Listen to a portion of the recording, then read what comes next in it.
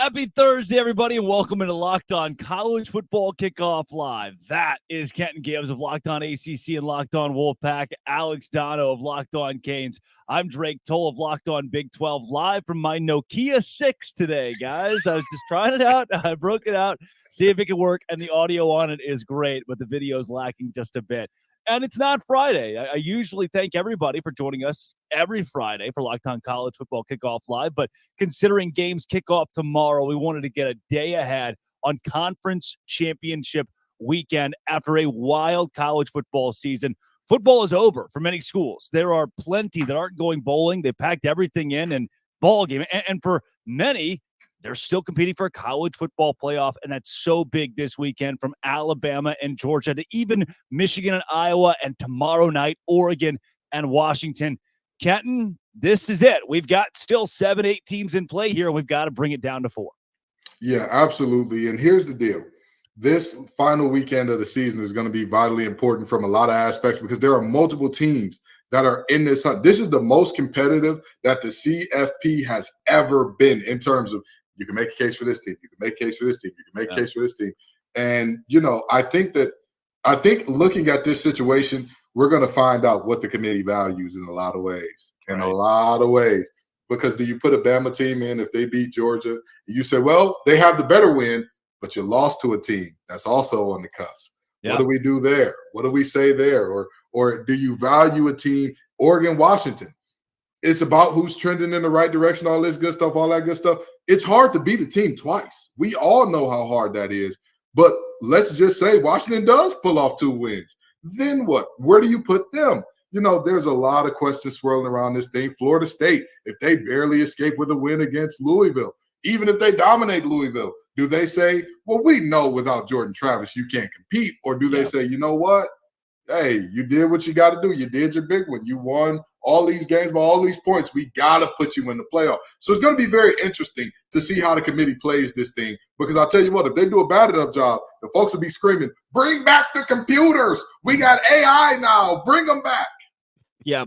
Well, you say that. There almost feels like there is no fear of repercussion, no matter how many people scream, we hate this or this was unfair. That has been the case since the college football playoffs conception, and now moving to 12 teams, you have that to fall back on. This year can just be the wash where we put in 4 teams, we're moving on, we're going to 12.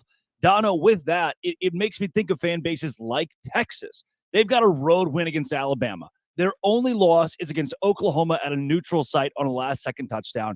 They've got a much better resume than Oregon, who has 62nd strength of schedule. Texas in the top 10. Why aren't the Longhorns getting any love here? Well, I know that, Texas is not going to get in, I don't believe. Now, obviously, if Alabama does beat Georgia, that's where Longhorns fans are going to have the opportunity to go crazy. And I get it, right? Because, there have been years, back when Miami used to be really good, and I thought they were hard done by those old BCS computers that you guys were referencing earlier, where it's really fun to complain about that. Texas would be in an opportunity to complain. Now, to build on what Kenton was saying about this college football playoff committee, not all of them kind of take the same path to that destination, but at the end of the day, the criteria technically is putting in the best 4 teams, who you believe the top teams are, not necessarily the teams with the best resume. So I can understand. And I know Alabama, they lost head-to-head at home against Texas. I get it. But based on the way the remainder of the season is played out, if Bama does get a signature win in the SEC championship game against the 2-time defending national champions, you would be able to strongly argue at the end of the day that even though they've got the head-to-head loss to Texas, Alabama is probably the better team right now. And I can also understand what you're saying about Florida State. Yeah. Florida State, if they, squeak by Louisville, they could end up still getting passed over and not making the top 4. But it's the committee's job to decide at the end of the day who they believe the best 4 teams are to put them in that college football playoff. Now, as a fan, I love the fact that this thing is going to be expanding to 12. I just think it's more fair that way to give 12 teams an opportunity. At the same time, as a media member, we're probably going to miss some of these conversations a little bit, guys, because arguments about, who number 13 is that should have been top 12 are not nearly as fun as, arguing that number 5 or number 6 should have been in the top 4. So a lot of these debates are going to be missed, but there are some opportunities. And guys, you think about the Pac-12 championship game. It's been a hell of a year for the Pac-12. And the Pac-12, as we know it, is over. I mean, what a great final for a conference that's been around for more than a century to die the unfortunate death that conference is dying, and to have two of the best teams in the country going head-to-head for the championship. And I believe, despite what happened, the result of the first game, I do believe Oregon is the better team, and they're probably going to win tomorrow. They're probably going to get into that college football playoff. But Washington is an amazing story as well, and I hate to see the Pac-12 as we know it going away. Yeah, an interesting note on that, Dono. The conversations will be replaced with who wins between Penn State and Ole Miss at a campus site game. And I think those conversations will be so much more exciting than the what ifs or what could have been. Now we get the how does it play out when those teams get their fair shake at a national championship. So we will see the evolution of that going into next season. And to touch on your Texas point, I want to go back to you here, Dono. Should they have just played Western Carolina? And they went on the road and beat Alabama, but what did it mean? What did it do when Alabama gets in the – well, where's your reward for going and winning at Alabama? You might as well have just played Western Carolina. Yeah, no, it's a great point. And again, if I were a Longhorn fan, I would be enraged with the way this thing's probably going to play out. Now, at the end of the day, Drake and Kenton, and this is why they play the games. We're going to find out on Saturday. Is it? I mean, because they did. Texas and Alabama played. Hello. They did. But here's the thing. I don't think Alabama is going to beat Georgia and get in anyway. So that's my thing. If that were to happen, if Alabama beats Georgia, they get in, Texas doesn't. Texas has the right to be outraged. I don't believe it's going to play out. I think Georgia's going to win that game. Yeah.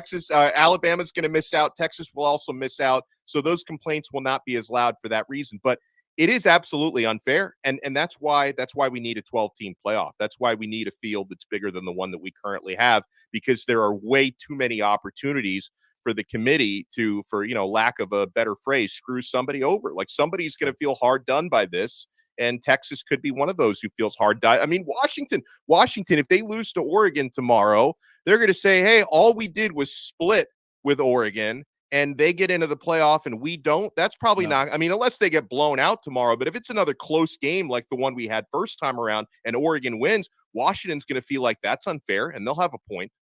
Yeah. Kenton, for you, another matchup that has plenty of controversy around it, and with Locked On ACC, Florida State. If they're undefeated, they took care of business. And there are so many. I cover the Big 12 for Locked On Big 12.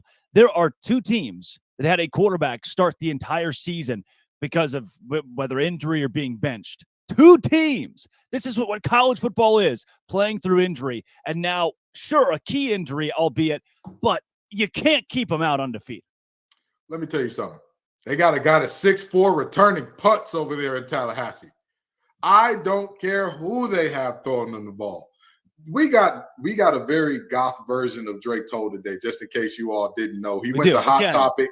He put on the face paint and all that good stuff. He's very emotional about this, and so am I, damn it. Yeah. You can't tell me that Florida State, with Jared Verse, with all of the guys, Kalen DeLoach, with Ventrell Cypress, with all of the guys that they got, you're looking at them saying, they can't compete with anybody without Jordan Travis. Yeah. It sounds good in theory, but there's a reason why we play the games. We cannot penalize teams for having key injuries late. That's never how this thing has worked out, and it can't work out that way this year. All Florida State has done is whoop the wheels off teams week after week after week. And if Jordan Travis's injury was so bad that this team is now so worried, okay, all they did was beat Florida by 9. How many points did Georgia win by this weekend? 8. So wait a minute. All of the injury and all of how bad it was, and you can say all you want about, Georgia rested everybody. Everybody was rested. Sure. Don't matter to me. At the end of the day, you put on film what you put on film. You put an 8-point win against a 6-win team on film. That is not going to be a moment where you can say, this team stood on, they whooped the wheels off. So to sit up here and criticize Florida State for that, asinine, ridiculous at best, flat out fraudulent at worst. And I'll tell you what, if Louisville wins the game, sure, keep Florida State out, good. They don't belong. If Florida State wins that game, all they have done is go undefeated in the Power 5. You cannot keep an undefeated Power 5 out. I don't care what conference they're from. And I think the committee's going to agree with you. I don't see Florida State, because remember, they're already in the top 4. I don't see them falling out if they win the ACC championship. Like they're going to be, you just got to take care of business. And I agree with you overall. And because I've seen over these last couple of games, I think Tate Rodemaker has grown into that offense a little bit. He's never going to be Jordan Travis. He's never going to offer, the ability to extend plays and make some of the dynamic plays. Florida State's a really good football team. He's got to get the football to their excellent perimeter players, the Johnny Wilsons, the Keon Colemans of the world. Florida State's got a very good defense, which I think is going to give Louisville a really hard time in that championship game on Friday. Rodemaker, he's got to be a really solid game manager to win that game. Now, would that be enough in the college football playoff? I will say that even if Jordan Travis was still there and not Rodemaker, I wouldn't predict Florida State to beat some of the other teams they're going to be in that field with. But do they deserve, if they win that game against Louisville? Yes, they deserve to get in. I believe the committee will get it right. They will put them in. Yeah, and again, they've got not just a win against LSU. They have a beatdown against LSU and a possible Heisman winner in Jaden Daniels. And more than ever to me, we are devaluing what teams did in the first 3 and 4 weeks of the season. We are taking away some of the big ones. We have planted these games in our schedules to build strength of schedule. And now when the clock's striking midnight due to some key injuries or due to that one loss in the midseason, those don't seem like they matter. And that's something that plays in so large this week. And speaking of large, Kenton, these spreads, Oregon -10. Texas -15.5 against Oklahoma State. Even Georgia, a touchdown favorite against Bama, and then 21.5 for Michigan over Iowa. What are the odds we get a big upset somewhere in here? I mean, and even a big upset would be Washington over Oregon based on a 10-point spread. Penix is going to get the job done the same way I said he would the first time, and nobody believed me. Washington is going to beat this Oregon team. Oregon bullies a bunch of bad teams, and everybody's all of a sudden, oh, my God, the mighty Oregon Ducks. You can't do nothing with them. Let me tell you something. You can try to change, but that's just the top layer. Homie, you was who you was when you got here. That's what I look at Bo Nix with. That's who I look at him as. You're a good quarterback. He's good. He's been in college for forever and a day. I believe he was in college when Brandon Ayuk was catching passes from Jaden Daniels at Arizona State. That's how long that young man has been in college. But with that being said, when he was in college, Jalen Hurts was throwing to CeeDee Lamb at Oklahoma. Those two guys have been all-pro in the NFL for a few years now. That's my point exactly. Bo Nix is not the guy that everybody thinks he is. Penix is. Penix is that. He is phenomenal. He is spectacular. He's playing through injury, making it happen and all that good stuff. I'm going to tell you what. Oregon, they're a good team. Very good team. I'm not saying that they're a bad team in any way, shape, form, or fashion. I understand that they've been beating the brakes off teams and it looks like Washington's kind of struggling to get to the finish line. Heed my words. Washington will walk away the Pac-12 champions, and they will get into the playoff. I strongly disagree. And it going back to, here's the thing. By the way, that is as mad as I've ever heard Dono. That was there was some oomph in that. I don't know how mad I can get about a game that's not even happened yet, but I don't see it playing out that way, because back in the first matchup, Washington won that game. Oregon beat themselves. I mean, there was some bad fourth down decisions. A college kicker did college kicker things when they could have won the game there. No. And since that time, and I know that there's been more injury issues for Washington, but since that time, Oregon has actually trended stronger coming off of that loss than Washington trended coming off of that win. And that game was in Washington. This game is, in Vegas, neutral site. I'm sure both teams will travel, but it's not going to be the home field advantage Washington had the first time around.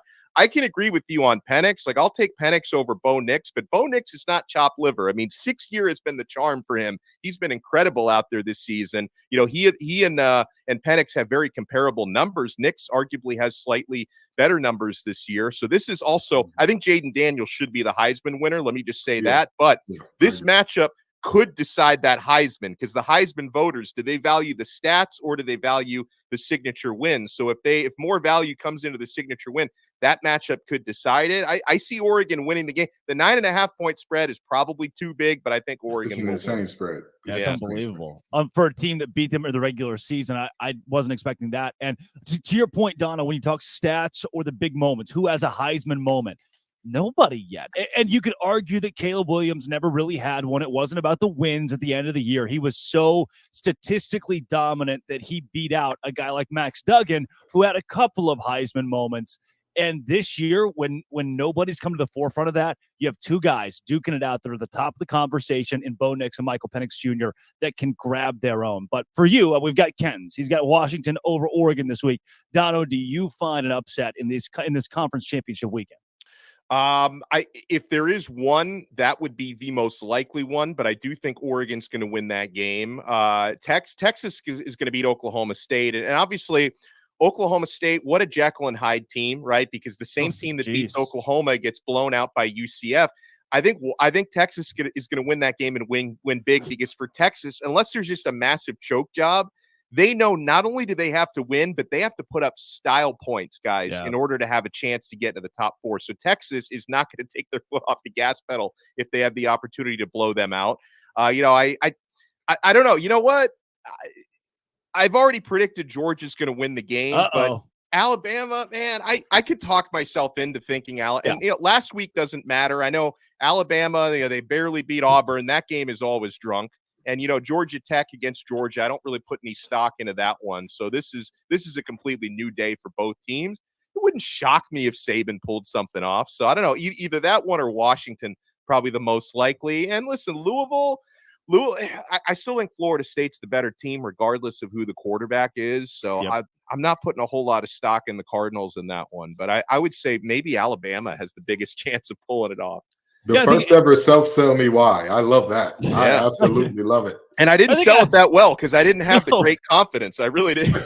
No, I think I've sold myself was the approach there. Alabama to me too. There comes a point for Nick Saban where we've broke. In the bend don't break conversation, Alabama has been broke against Georgia year in and year out now. I know it's only been the last couple of seasons Georgia's gotten the best, but I at some point Nick Saban says, look, I'm still the top dog. I'm still the king. There was that era where he had never lost to an assistant for a decade.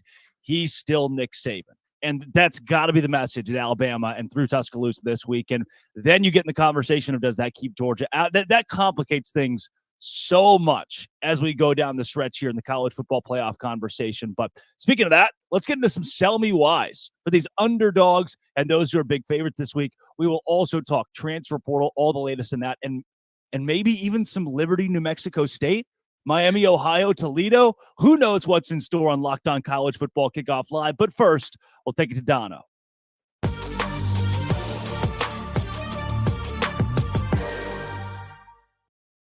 Drive and patience. What brings home the winning trophy is also what keeps your ride or die alive. eBay Motors has everything you need to maintain your vehicle and level it up to peak performance. From superchargers, roof racks, exhaust kits, LED headlights, and more. Whether you're into speed, power, or style, eBay Motors has got you covered. With over 122 million parts for your number one ride or die, you'll always find exactly what you're looking for. And with eBay Guaranteed Fit, your part is guaranteed to fit your ride every time or your money back. Because with eBay Motors, you're burning rubber, not cash. With all the parts you need at the prices you want, it's easy to turn your car into the MVP and bring home that win. Keep your ride or die alive at ebaymotors.com. Eligible items only. Exclusions apply. eBay Guaranteed Fit only available to U.S. customers.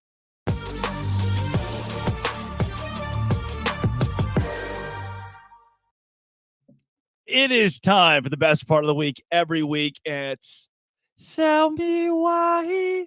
Oh, a little out of tune. We'll try it again over the course of the rest of the segment. Number 8, Alabama takes on undefeated number 1 Georgia in the SEC Championship. Here is Luke Robinson of Locked On Bama to sell us why the Alabama Crimson Tide can cover a touchdown. Hey, everybody. My name is Luke Robinson with Locked On Bama, and I'm going to sell you why you should take Alabama and the points against Georgia in this SEC Championship game.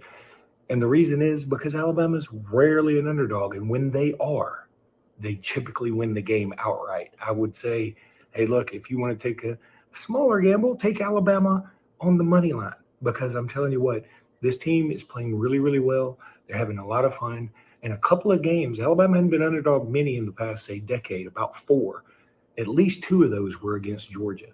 Both of those Alabama won outright. This team, like I said, is a little bit different than most other Alabama teams, not quite as the business-like approach, a little bit more fun. A lot of that starts at the top with the quarterback, and I think Alabama's going to march out of Mercedes-Benz Stadium, where they're undefeated, by the way, with a 27-26. I'm not usually sold with this team's having fun, things are going well, we're playing hot, and we're great as an underdog. That doesn't give me a lot of tangible on-the-field stuff. But Kenton, after watching the way that things went down on Saturday, I've seen college football teams do this so many times. They get that skin-of-your-teeth win, the miracle moment, you think, what if we're just the team of destiny? I think you do have that chip on your shoulder coming into this game after the way they beat Auburn. I think that Nick Saban also has a chip on his shoulder about the way people are talking about Kirby Smart now, because Kirby Smart's beat Nick Saban a total of what? One time now? Is it one? I think twice. I think it's twice. Either way you even then, yeah. Either way you cut it, slice it, or look at it here, in the last time that Georgia beat Alabama, in that same season, Alabama had beaten Georgia before that. You're looking at a situation where people are going to be saying, oh my God, is it time for Nick to hang it up and all that? In the same way that we got a swan song out of the Pac-12, unlike something that any of us could have precipitated, we're probably going to get the same thing out of Nick Saban here. Like, all right, the old dog still got a couple left in me. In the words of Tim McGraw, I ain't as good as I once was, but I'll be as good once as I ever was. And I think that this is Nick Saban's moment. Toby Keith. Toby Keith. I don't know country singers. My bad. Anyway, I think that we get that one where he's as good as he ever was right here. All right. Dono, do you like him covering a touchdown? I do. And I'm glad we had Luke on because he sold it better than I sold it to myself. So he may, and I didn't realize they were undefeated in Mercedes-Benz Stadium. So that's another feather in my cap there. But tangible stuff. Alabama's got the best defense Georgia has faced all year. I think that's worth noting. And, Drake, I think you were the one who mentioned when you get the type of win and the type of moment that Bama had last week, where, you're converting a 4th and 31 to win the football game, snatching victory from the jaws of defeat. I think that can create like an effect where you feel like you're invincible, right? And most over the years, most Nick Saban teams probably feel that way anyway, but didn't start out that way for this year's Bama team. They had a rocky road for the first, 3-4 weeks of the season, but I think now they believe in themselves. So I'm going to pick Georgia to probably win this game by 3 or 4 points, but I do think Alabama covers. I think the number being about a touchdown is too big because I believe in the way Bama has been trending upwards. Now with Georgia, I think it might have been a good thing for them long term that they missed Brock Bowers for about a month because that caused other playmakers to have to step up and kind of learn how to run that offense without him. So Georgia, to me, I could see them winning a national championship again this year. I just don't think they're going to blow Alabama out. I think it's going to be a close game. Kenton, you are as good as you once were. It is one win. Kirby Smart has gotten one win in 5 tries against Nick Saban. So I'll retract my statement. I double retract. Alabama is broke against Georgia. I'm telling you, the only thing that I will say is this. Jalen Milroe demanding the Heisman after that win. My brother in Christ, you were benched earlier in this season. Knock that off. But very seriously, I think that the Kirby has overtaken Nick talk. It's a little overblown. It's a little overstated. Yeah. And I think that Nick is like, oh, don't worry. Y'all forgot who Pops was. I got to spank that baby, put him back to sleep. And Georgia is a very big baby now. That's a very tough one to spank, but we're going to see what happens. Now, Georgia has won almost 30 games in a row. So you can make that, while it hasn't all been head-to-head against Bama, you can make the case that Kirby Smart is the king of college football, at least for now, but he can be dethroned on Saturday without a doubt. 2 other teams that are fighting for college playoff contention in the Pac-12 Championship. Number 5, Oregon. Number 3, Washington. The Huskies won the first matchup 36-33 at home, but now they're 9.5-point underdogs. Here is Spencer McLaughlin of Locked On Ducks to tell us why Oregon can cover as almost double-digit favorites. Oregon is a big 9.5-point favorite against Washington in the Pac-12 championship game. And if they play the way they're capable of, they can cover that number. I'm Spencer McLaughlin of the Locked On Ducks podcast on YouTube and wherever you listen to your podcast. It's Monday through Friday. Oregon is playing better football than Washington. That doesn't automatically mean they're going to win the game. It's the reason they opened as a 7.5-point favorite. And I think the public largely, because of the way Oregon's played the last couple months, has moved it out to a 9.5-point spread. Oregon can cover that number, though. Bo Nix is playing as good a football as anybody in the country. His decision-making and playmaking have both been off the charts good over the last couple of months. The run game hasn't been quite what it was in the first half of the season, but in each of the last two matchups with Washington, both losses for the Ducks, Oregon has run the ball exceptionally well, and the Huskies have struggled to tackle. If that comes up again, Oregon can win by 10. Okay. Oregon can win by 10 or more, Dono. I will agree with that. We've seen them dominate teams. However, you use the inverse of what Spencer brought. If Oregon plays their best brand of football, if Washington does the same, I still think the Huskies have an edge here. Well, the Huskies, and you could say the same thing about Oregon, honestly, but one of the reasons why I think this game is going to be close is just the big play potential. I mean, we've talked about Penix. He could at any point in time hit Rome Odunze for a 75-yard touchdown. It can happen in the blink of an eye.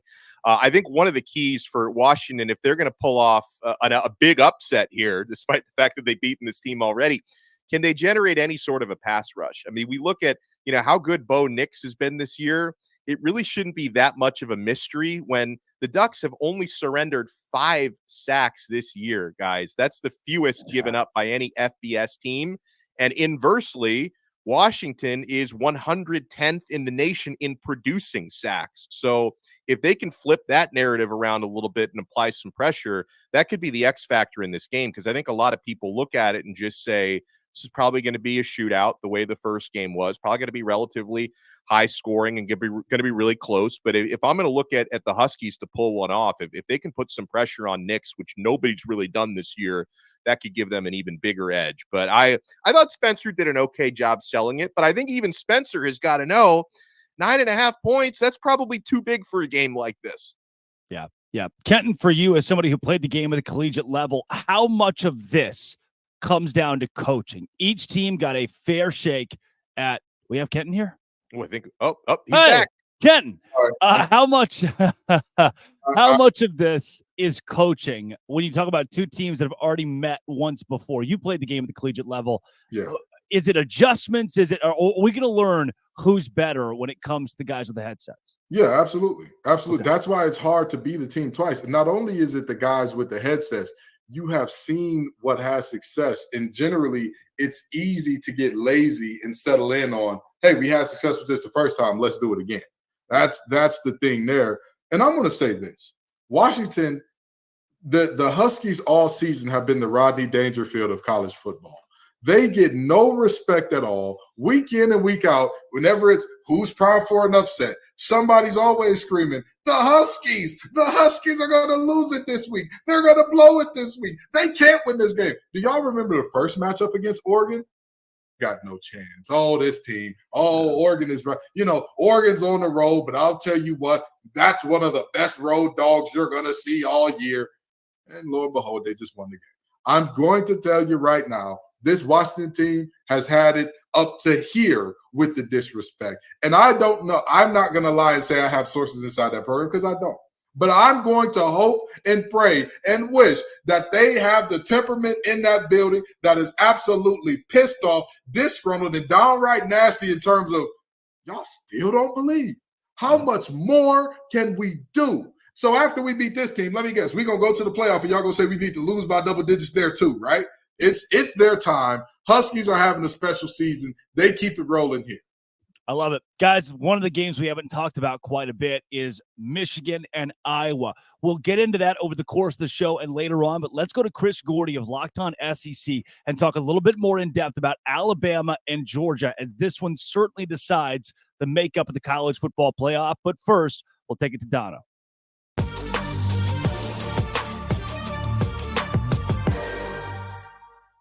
Having so much fun since 2020 on Prize Picks. Prize Picks is the largest daily fantasy sports platform in all of North America. The easiest and most exciting way to play DFS, by the way, because it's just you against the numbers. Instead of battling thousands of other players, including pros and sharks, you just pick more or less than on 2 to 6 player stat projections, and you watch the winnings roll in. Guys, with basketball season here as well, you can now pick combo projections across football and basketball from the Specials League. It's a league created specifically for combo projections that includes 2 or more players from different sports or leagues. For example, you can take LeBron James plus Travis Kelce at a 10.5 combo of 3 points made plus receptions. I love stuff like that. And here's what I love most about Prize Picks. They even offer a reboot policy so that your entries stay in play even if one of your players gets injured. For football and basketball games, if you have a player who exits the game in the first half and does not return in the second, that player is rebooted. Prize Picks is the only daily fantasy sports platform with an injury insurance policy. Go to prizepicks.com/lockedoncollege and use code LOCKEDONCollege for a first deposit match up to $100. Prize Picks really is daily fantasy sports made easy.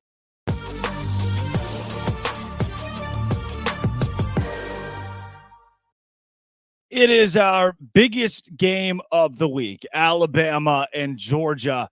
Chris Gordy here to break it down from Locked On SEC. Gordy, in this matchup, now as we've all learned, Nick Saban 4-1 against Kirby Smart. Does that trend continue and Georgia's almost 30-game win streak break? No, I mean, look, as much as we want to talk about, Armageddon with the college football playoff, can Alabama do it? And I've heard some Alabama fans this week, oh, Nick Saban owns Kirby. I mean, he got through once, but it was when, all the receivers went down for Bama. But I just think this Georgia team is on another level. The way Kirby has recruited, their roster is 3-4 deep with 4- and 5-star talent. And look, Bama, give Nick Saban credit. He's done a great job of coaching this team up. They were not, before the year, I think some of us kind of thought, okay, this could be a 2-loss team. And when they lose to Texas at home in week 2, some people are thinking, oh, they're going to lose 3-4 losses. Give them credit. They've rallied. I'm a little bit hesitant on the Jalen Milroe has arrived. They were very fortunate, as we know, to win that Iron Bowl a week ago. They should have lost that game. Miracle play. Give them credit. They make a big play when they needed to. But, when people were talking about, oh, this team's getting red hot, Milroe's looking great and all this, keep in mind who they were playing. They were playing some mediocre to bad defenses when he really started taking off. They had to hold on for dear life in the second half against Arkansas. After that, they have a terrible first half against Tennessee. Then they have an awesome second half against Tennessee. But after that, they beat up on LSU, who was one of the worst defenses in the SEC. They put up 49 on a bad Kentucky defense, and then they put 66 on Chattanooga.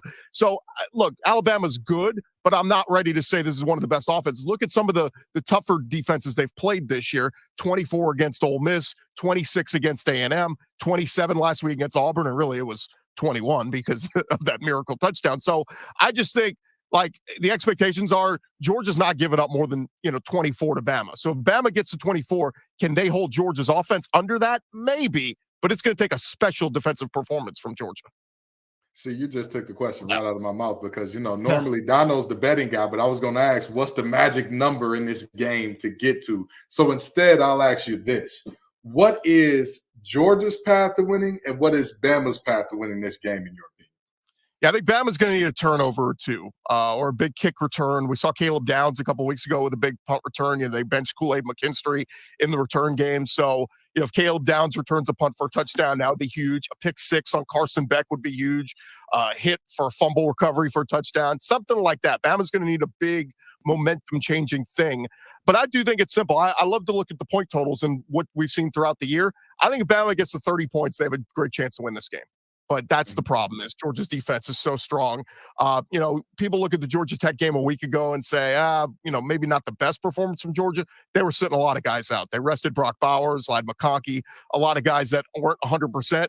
They rested them to try to get them ready for this weekend against Alabama. So, for Georgia, I think just keep doing what you're doing. And by the way, if Bama jumps out to a 7-0 lead, takes the ball down the field, scores first, it doesn't matter because Georgia, and so many teams have done that against Georgia. Tennessee did it. Florida did Vanderbilt. it.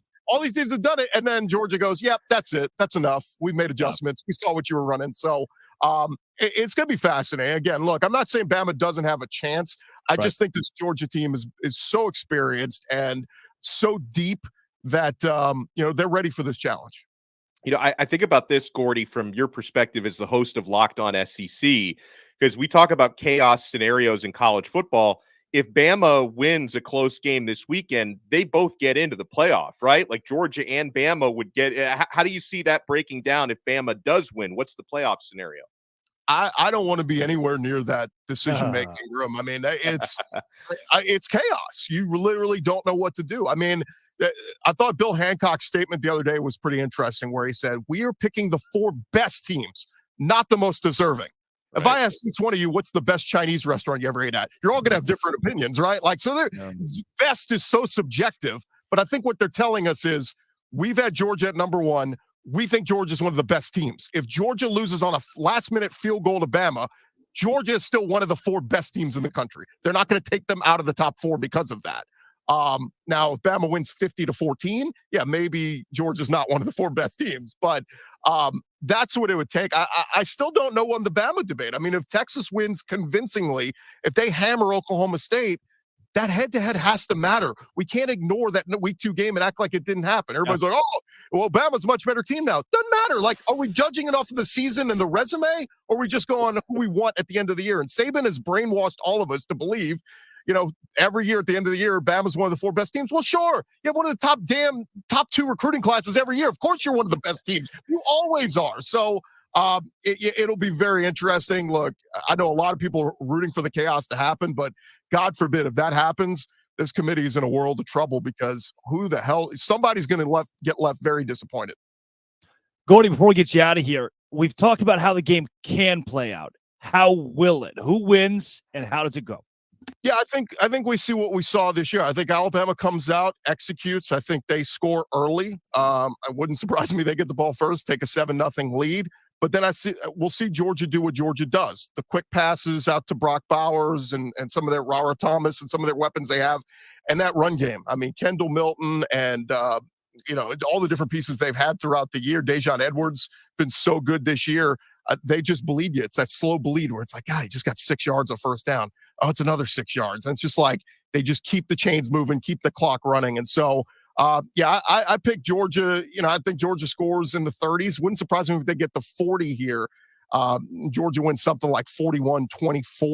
Probably close at half. I mean, if you want to say Bama is hanging around the first half, I just think this Bama defense is not great. Like, they're good, but Kevin Steele, he's an average to good defensive coordinator.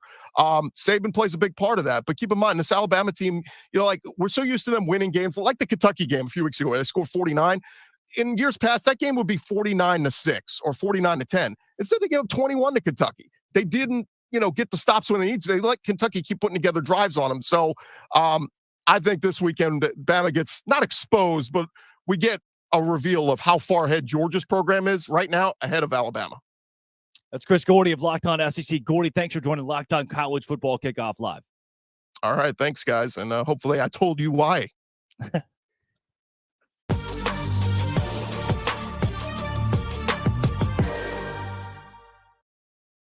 I think what Gordy was looking for there was, sell me why. He just kind of botched it, so I needed to come in and clean up a little bit there.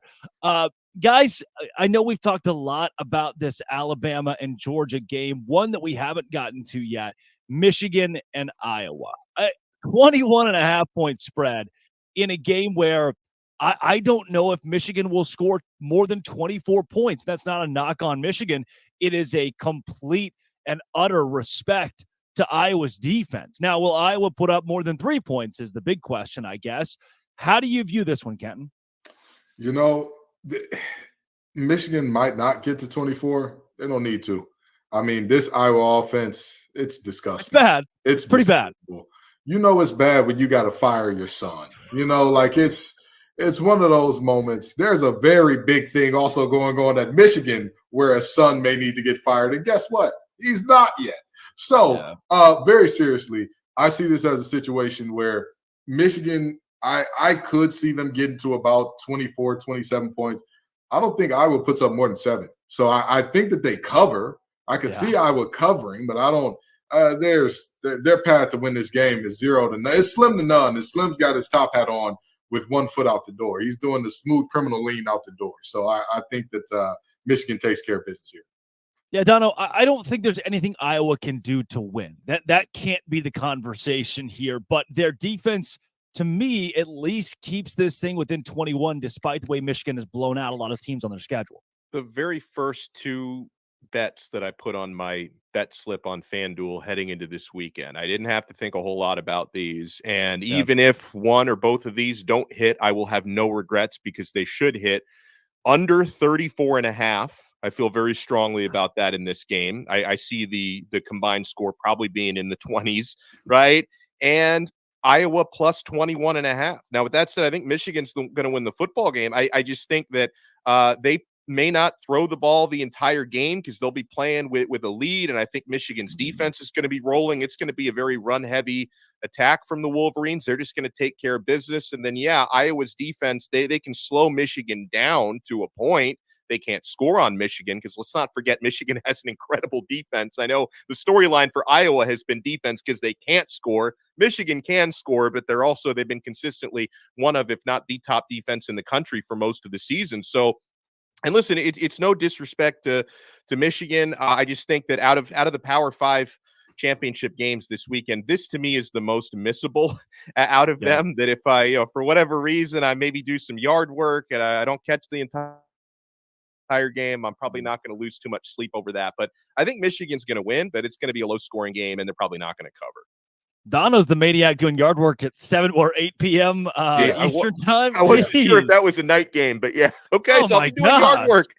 All right. Dono's married to the yard work. Iowa's last 5 games, 13-10, 15-13, 22-0, 10-7, and 12-10, which is straight out of the book of the 1920s. Just like John Heisman era, Georgia Tech, Cornell going out there and duking it out.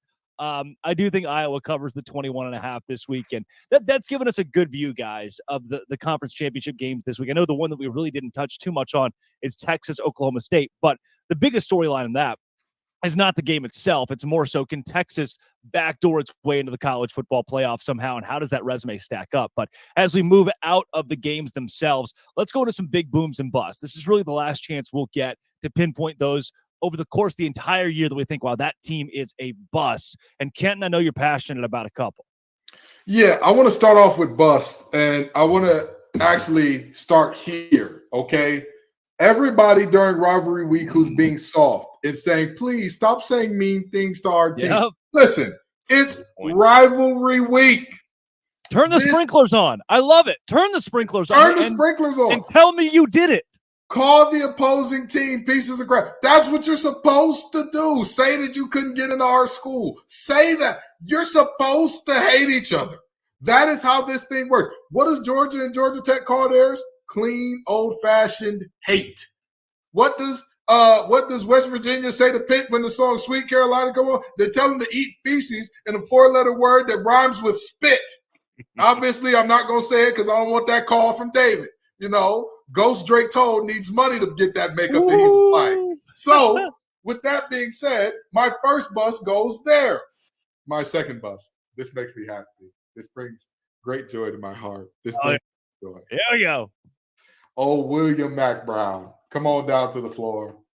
And I know a lot of you are thinking, oh, you're partying on your enemy's grave and you beat them. Let me tell you something. If a child is younger than 4 years old, they don't know a world where NC State lost to UNC. Let's start there. Let's go beyond that to the fact that for 2 straight seasons, those boys in Chapel Hill have absolutely broken down like a 93 Pinto on the side of the road. Wait a second. If a child's under 4 years old, they don't know a lot of things, Kenton. I just want to throw that part out there as well. That's fair. That's fair. That's very fair. But you've got a point. I'll give it to you. But the reality is, this man has led this program to top 10, top 12, top 15, and then falling off a cliff every single time with no parachute. This ain't Fortnite. They falling off that cliff and they're ugly, man. I mean, this is like the other guys when they said aim for the bushes. What bushes, Mac? This is hideous. Why does your team not show up for the second half of the season? That's my second bust. Oh, geez. Dono, are you as passionate about yours?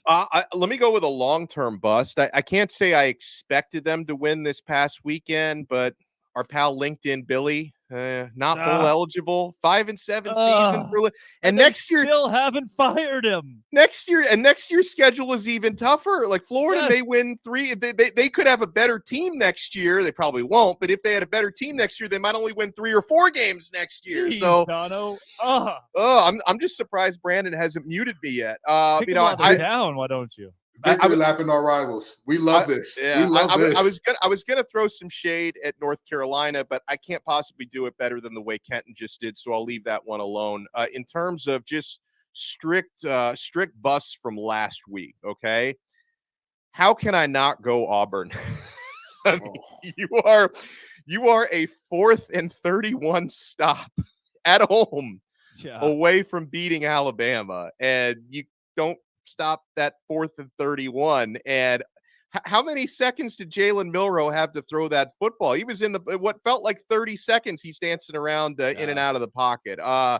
But listen, I know it's a tough one. Wherever you are, Zach Blackerby, I'm so sorry. And I'm sure you haven't recovered from that yet. And I can't blame you for not having recovered from that. But I got to go with them for a bust. And if I can flip the script to this is one of those weird weeks where my busts outweigh my booms. But I've got to go Michigan for a boom, right? I mean, last week, rivalry week. And out of all the rivalry games played, none were bigger and none were contested against a tougher opponent than you could argue Ohio State had the toughest opponent, but from Michigan's side of things, that was the biggest win of the week. That was a defining win for Michigan once again without Jim Harbaugh on the sidelines. He finished out that suspension. So Michigan is my boom above all booms this week. All right. I've got plenty of busts this week. Because we have not talked a lot of Texas and Oklahoma State. I'm going to give you a little bit from the Big 12, but I'm going to start with my Nokia 6 that I'm recording this from. That's my first bust. We got to upgrade things. My second is Geek Squad at best, but they say fixed. They say my computer's fixed, and this is what I get. My goth girl era. I am livid today, but hey, we've made it work. The audio is great. My biggest bust. Goth girl Drake. We stand her. Yep. Best Buy Geek Squad does not stand on business. I am so disappointed with what TCU did this year. You go out, you go win a game in the college football playoff. You go to the national championship, and from there, from the second Pentatonics sang that national anthem, nothing has been the same for the TCU Horned Frogs and Sonny Dykes. They have not looked consistent. They have not looked good. Georgia beat them into submission and then some, to the point where they missed a bowl game after going to the national championship.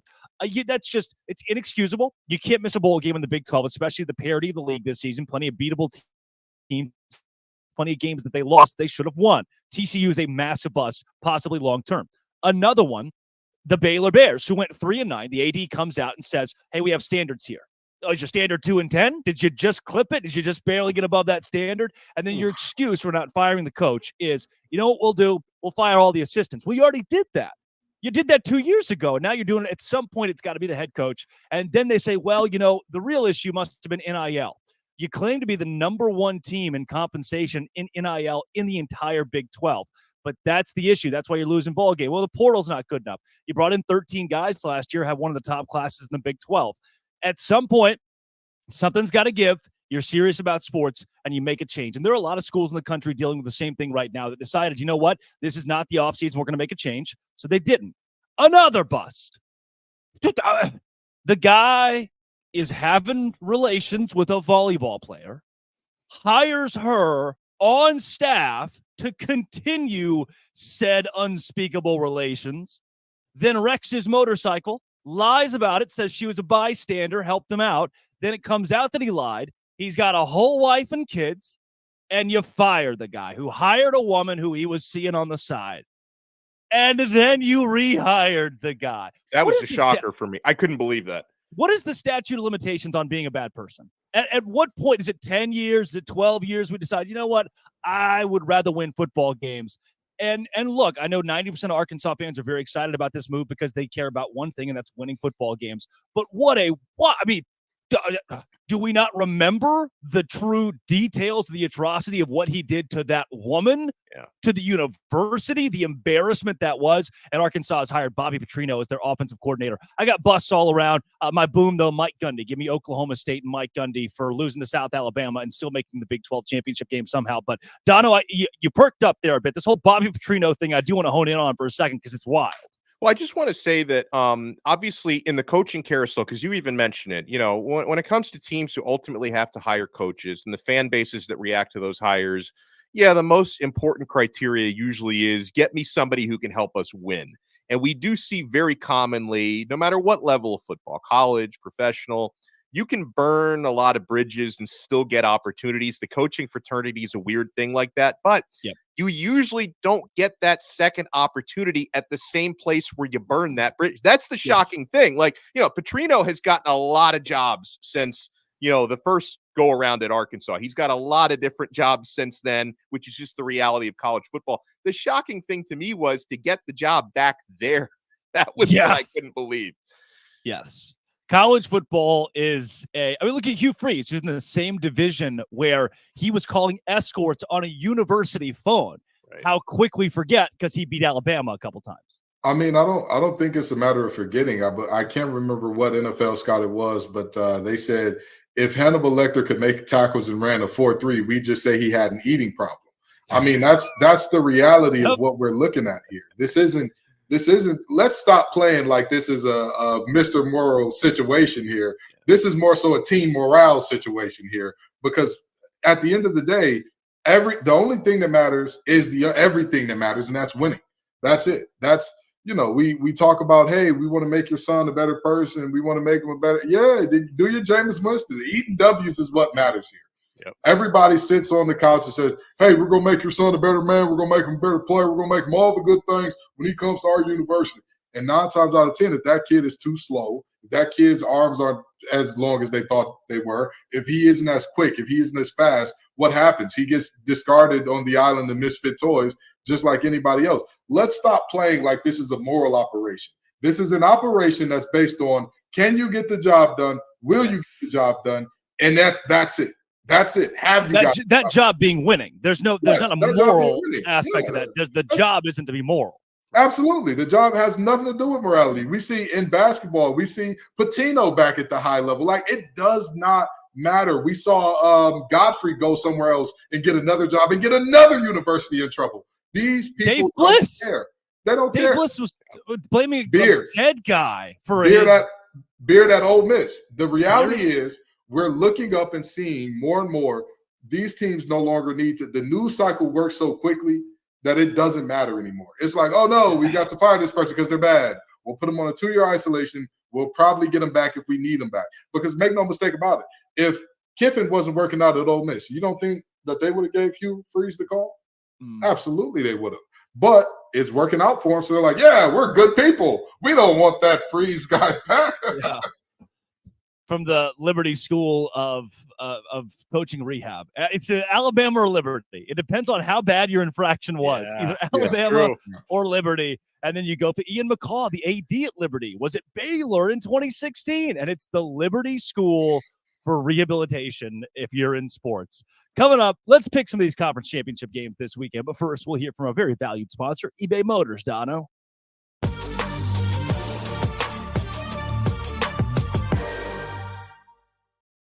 Passion, drive, and patience. What brings home the winning trophy is also what keeps your ride or die alive.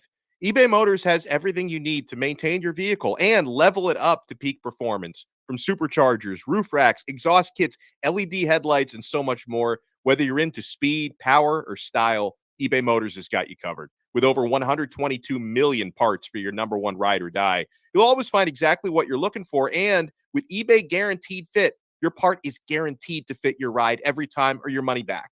Because with eBay Motors, you're burning rubber, not cash. With all the parts you need and the prices you want, it's easy to turn your car into the MVP and bring home that win. Keep your ride or die alive at ebaymotors.com. Eligible items only. Exclusions apply. eBay Guaranteed Fit only available to U.S. customers.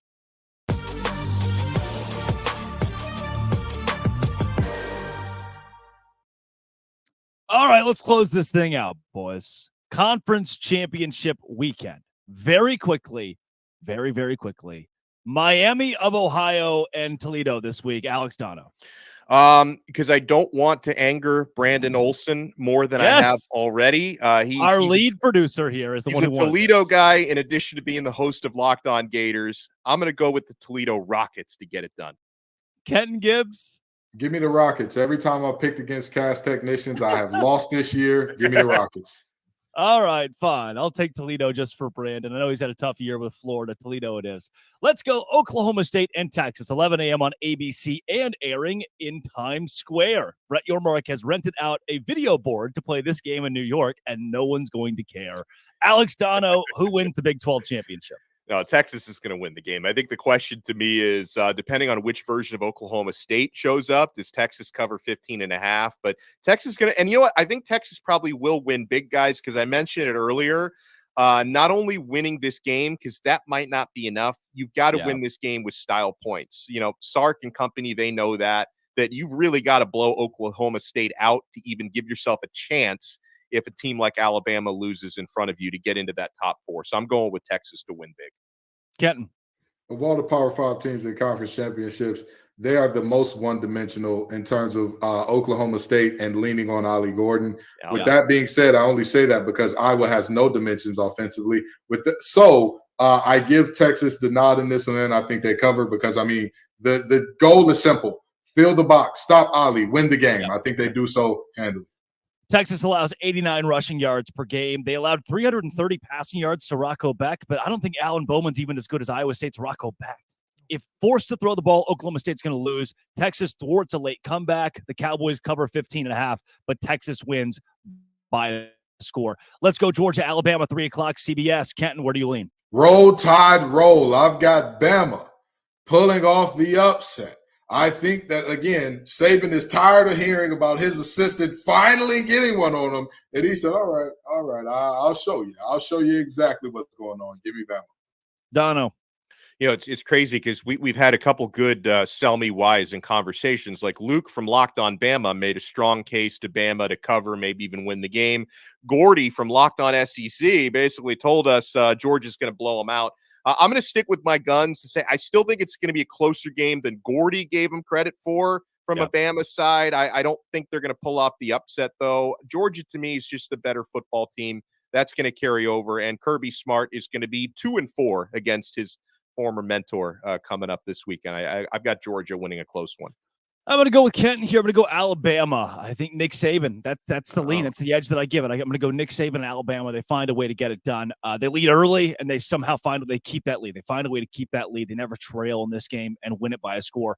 Michigan and Iowa, we already give a deep rundown in the show. All of us, we're all good with Michigan here. Absolutely. That one feels pretty obvious. Louisville, Florida State, close to you guys in your territory. Kenton, where do you go? I got Florida State winning a close one. The ACC fans could see Florida State blowing the doors off this thing in terms of voters for Locked On ACC. But I don't see a world where Florida absolutely whoops the wheels off them unless Jack Plummer puts on a disaster class, which we have seen from him at times this year. So I think the Florida State wins a close one unless Jack doesn't show up, at which point this one gets ugly early. Yeah. I'm going to go Florida State as well. I think they win it by 10 in the end. They find a way to get it done by double digits. They need to make a statement. They feel a need to make a statement to stay in the college football playoff. Dono, are you going with the Seminoles as well? Yeah, I'm going with the Seminoles. I think this is a game where they can lean pretty heavily on Trey Benson and their running game, and where Rodemaker just don't make too many mistakes because you got a lot of talent on the perimeter. And Florida State's defense is really good, fellas. So, I think Florida State wins this game. They probably still cover, but, I root for chaos, so I wouldn't mind seeing Louisville play. And I'm also a Miami guy. I'm not going to hide my true colors. So I wouldn't mind seeing Louisville pull it off, but I think Florida State gets it done. The most level-headed Miami fan. Yeah. The big one on Friday night, guys, not on the CW, oddly enough. It's on ABC. Number 5, Oregon. Number 3, Washington in the Pac-12 Championship. Dono, who wins this rematch? Oregon, they win the rematch. Now, funny enough, this is out of all the conference championship games, at least the Power 5 ones, this is the only rematch. This is the only rematch in the Power 5 conference title games. It's hard to beat a team like Oregon twice this year. Last time was in Washington. Oregon shot themselves in the foot, could have won a close game. This time they win a close game in Las Vegas, and they get into the college football playoff. Kenton, come on, say Huskies. You know what I got? I got the Huskies. I've got the Huskies winning this game because, again, they were underdogs in the first game. They've been picked as a team to be upset multiple times this year. Again, the disrespect has got to stop at some point in time. They put an end to – well, actually, they won't put an end to it because after this, they'll be underdogs again in the playoff. And that's all right with them. They'll enjoy being the Rodney Dangerfield of college football all the way up to a natty, hopefully for them. I don't see them winning that much, but I got them beating Oregon today, or Friday, rather. Give me the Washington Huskies in this game. I just think we saw too many coaching blunders in the first game from Oregon for me to trust that staff coming up in a rematch. I'm going to go Washington in this one. That is Kenton Gibbs of Locked On ACC and Locked On Wolfpack, Alex Dono of Locked On Canes. Just want to say, guys, it's been a pleasure this whole season. You're both pros, and to work with you every week covering all of college football has been great. Kenton, thank you. Absolutely. I'm excited to be here with you, Drake, man. I'm excited to be here with you, Dono. I'll tell you what, when I got the call about this show, I said, who am I going to be doing it with? They told me y'all too. I did some research. I said, wait a minute now. This little blind kid is all right. This is the best blind kid since Bieber. I love it. We got to get some toe fever going, baby. We got to get it rolling. Dono, a pleasure to work with you too. Pleasure to work with you both. Like I knew Kenton a little bit going back to last year with Locked On ACC, getting to know Kenton better and getting to know Drake Toll, because I knew him as the best hair in the business. He and Borba have the best hair on the Locked On network, but there's a lot of substance behind that hair, Drake. You did a fantastic job all year long. Thanks, guys. As a 16-year-old who just got my car keys last week, it's been an honor to get this call. This has been and always will be. Thank you all for joining us every single week for Locked On College Football Kickoff Live.